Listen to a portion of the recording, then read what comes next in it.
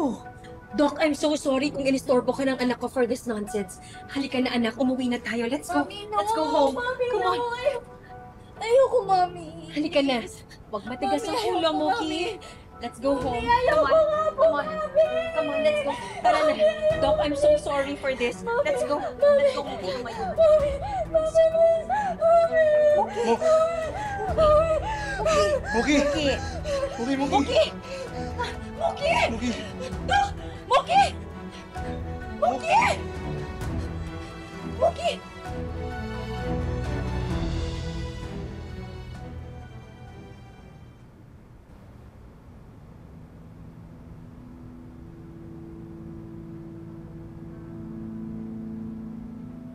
Mahal na mahal mo talaga yung anak mo, no? Yes. That's why I was so disheartened to hear all this. Na ayaw niyang maniwala na meron siyang sakit. And now I heard, hindi pala iniinom yung mga gamot niya. E paano kung bigla na lang mag-fail yung mga organs niya?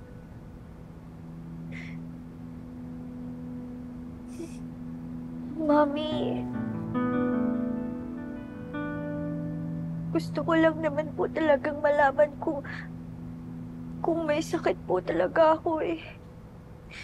Believe me, Doc.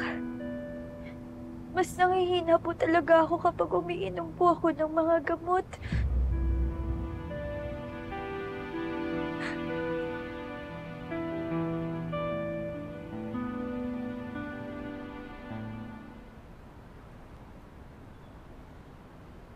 How are you feeling now?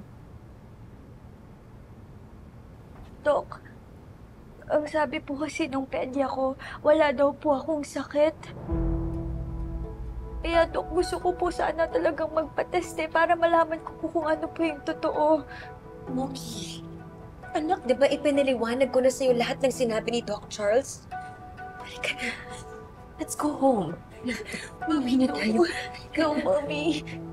Mommy, please. Please, Mommy, have me tested. Kapag po nalaman ko talaga na may sakit po talaga ako,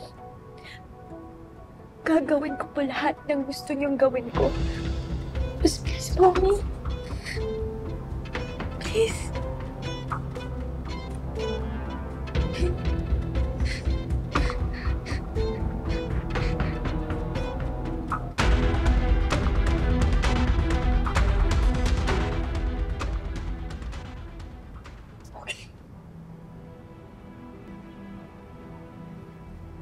Please run all the necessary tests for my daughter.